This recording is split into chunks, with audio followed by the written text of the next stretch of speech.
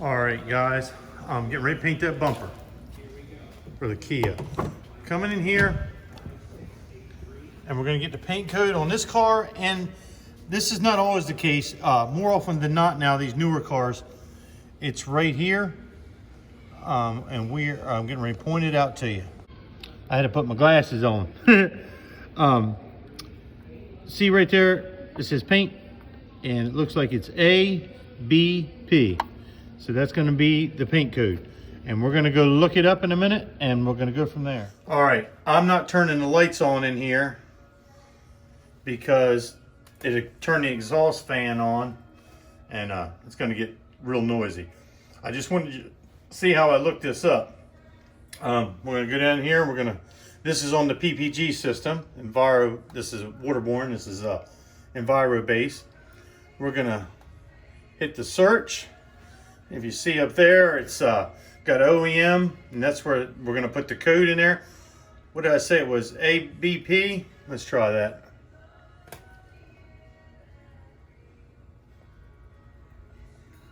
We're gonna search it. There we go. Kia. There we go. And 2012, and if you see where it says, it's got that line, that means it keeps right on going up. And it's Acura Aurora Black. We're gonna click on that, and we're gonna continue. Okay, now here's where things can get tricky. You see all these, see where it says prime, and then it has all these, it says redder flop, yellower flop, lighter. That car is metallic black. It's got pearls in it. It's not just straight black. So what we're gonna have to do is we're gonna have to look up the variants and see. Now, one thing that's unique about this is that car's already been painted. So if I didn't have access to these other variants, these are called variants. It's the same color, but like this one says, it has a redder flop to it. We're gonna go over that in just a minute. But I'm gonna look up the numbers. I go down here and it tells me which one of these numbers. See that MC1 9675-1. I'm gonna come over here and we're gonna find MC1. Let's find MC1, and let's see, what was the number I needed? 9675-1. MC1. Okay, I have pulled out the right deck from it. That's what they call these, the Color Max decks, color chip decks. And I've looked up that number, and see, it's 9675-1. I scroll through this deck, and then you know what, I'm gonna go out in the light so we can see this a little bit better. Okay, that's a little better. Now, there's that number, 9675-1. Now see, it's on that one, 9675-1, it's on that one, it's on that one, it's on that one. And how many were there? I guess that was it. Okay, now, let me separate these a little bit. Okay, now, remember on that computer screen, it showed these different variances, and there they are. Remember, one of them was lighter. That's going to be the L. That makes sense, right? And see the red, the next one, it's going to be the redder flop, the yellower flop, and the one without one of those letters on it is the standard, meaning or the prime. You're going to hear me call it standard because that's the other paint system that I worked with for years, called it standard. Okay, now I'm going to go out in the sun. The sun's kind of the best place to look at these. Now, see how tricky that is? You can barely tell, and I don't know what you can see on this phone. This is a nice phone, it's got a great camera. That's why I'm doing this with my phone and not that GoPro right now. I'll put the GoPro on once we get in the booth. Now, the flop, you're not gonna be able to tell it because it's not drastic on these. But the flop is the different color that thing changes, and it changes colors because it's got pearl in it. And I'll show you those when we get mixing it. I don't know, like I said, I'm gonna try and get close on there and turn this. See the different colors of metallic in there? It's pretty neat. So what you do is, you come over to this car. Now, some people will come out back here and they'll try and match it up out back here to the right shade. The problem is, I'm not painting a part that's matching up back here. I'm painting the front bumper. So I'm gonna come up here and I'm gonna check which one's the closest up here. on both sides and try and find a nice happy median on it. And I'm gonna turn the camera off to make that decision.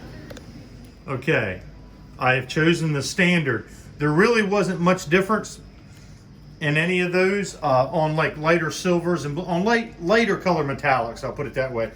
There can be a major difference in those variances, but not much on this particular color. And like I said, it'd been painted already.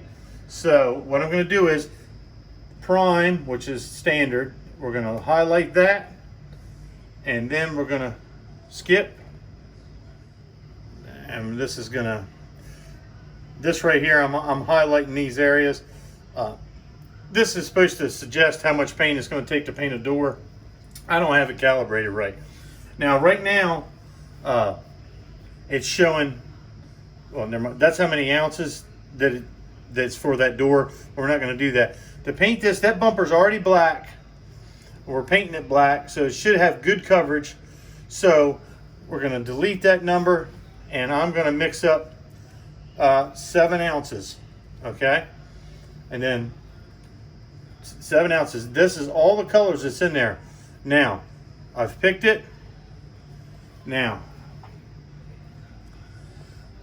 here's where things get tricky. Well, or technical. All these numbers, see, jet black, deep black, matte base, white pearl, red, weak white, blue pearl, solid yellow. All those colors, and we call them tints. All those colors go in to that to make that black metallic color. Okay, now it's telling me, if you can see it, it says place the can on the scale and place continue. There's my can. See, these are these special cups. They have the liners that go in them. Now I've put it on there and it says hit continue. If you notice the number on the scale, you can see that. Now I'm going to hit continue, and it's going to zero everything out. It's called tearings, the tear feature. Okay, now it puts up there, I want to put in 190.7 parts of T407 jet black. So I'm going to go over here and I'm going to find my T407. Now, guys, this paint line is different than, well, they're all kind of different. Most paint systems have stirrers built into the, when I say stirrers, see that right there? That's a built-in stirrer, and it's on that bottom rack, and that's where our primers are. But where we've got this waterborne, it's a different system. Now, you don't shake this, but all you're gonna do is do that a few times. Don't shake it.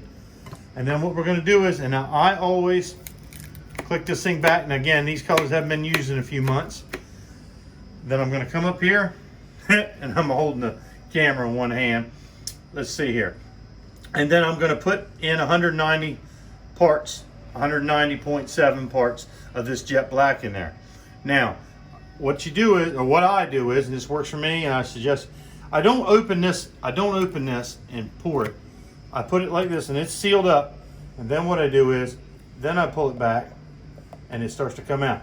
Now, guys, I'm gonna try and hold this phone up onto that scale there, or up onto that screen, and I'm looking at my scale so that you can see what's happening.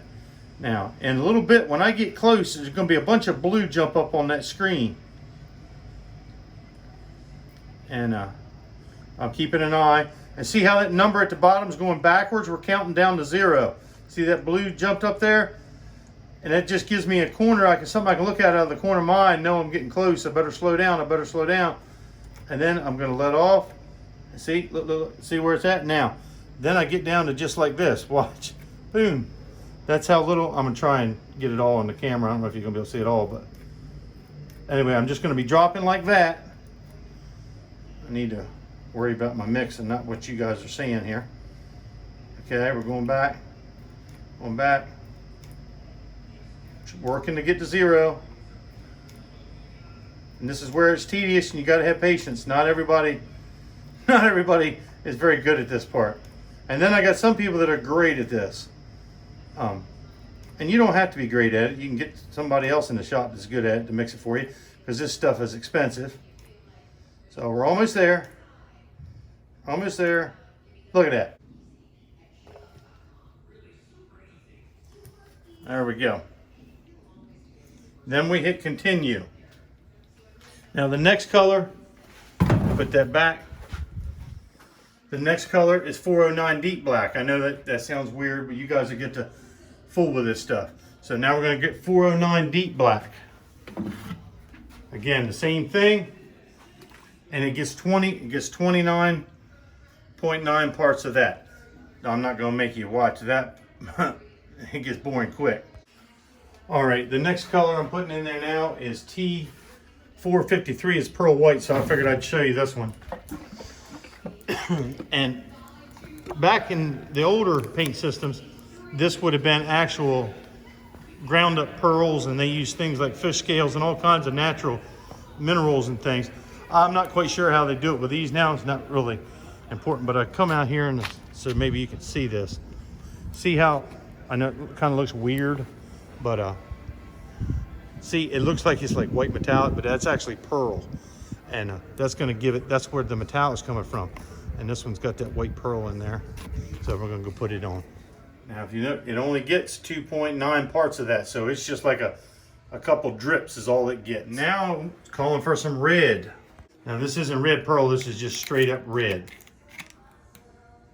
And we're going to put, it only gets 1 part. So just like a drop. It's calling for blue pearl now. Blue pearl is one of my favorite ones. It's really neat. If you can, I know it looks kind of crusty and all, but you can kind of see the effect that it's getting in the sun. Kind of see how that flip flops and sparkles when you put that in that black. And there's all kinds of other techniques. I'm not going to get into it now, but you can do some really cool stuff with stuff like this. And it gets a little bit of blue in there. And now, last color is yellow. I'm going to put some yellow in there. Okay, now see all those little colors sitting on top of there. That to make that black, we've got 8 different colors to make that one black. We've got 2 different color blacks. I know that sounds weird. You'll learn about that when you get in there. We got a binder, which kind of holds that metallic, helps it work right.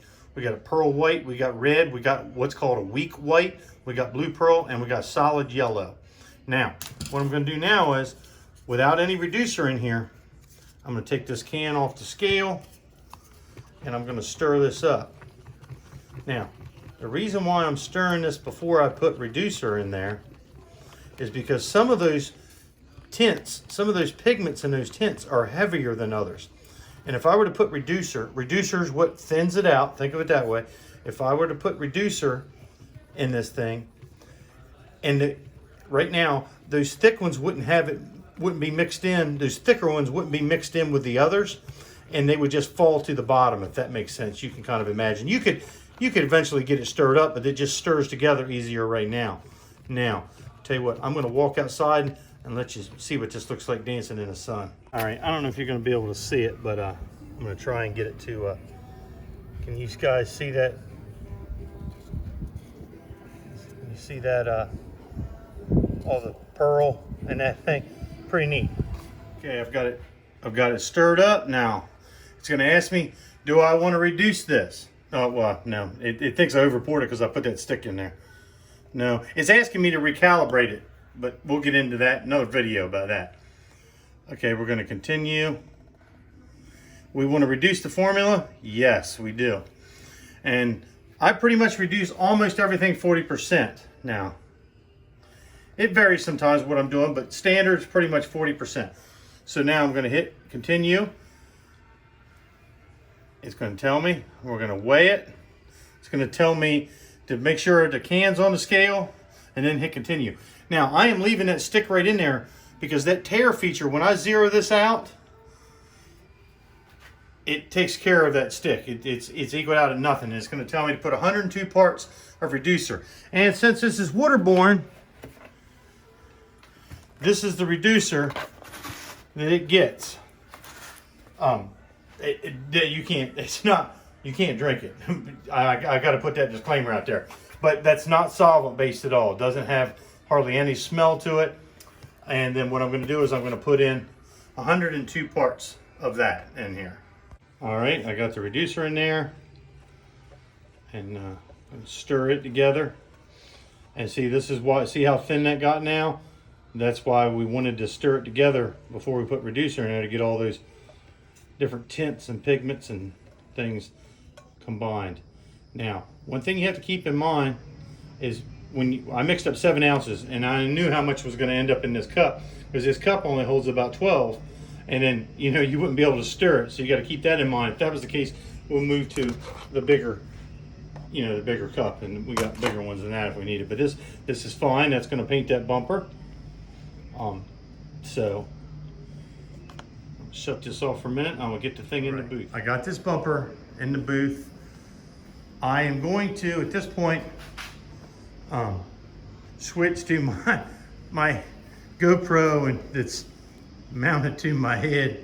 Hopefully I can get my respirator on right and everything. I've been filming this part with my phone because the camera on this phone is amazing. But I'm not gonna bring this phone in here while I'm painting it. So you're gonna see me wipe it down. I'm not sure if I'm gonna film it or not, me wiping it down, maybe a little bit of it. And then hopefully I'll be able to get all this footage linked together. So I'll see you guys in a minute.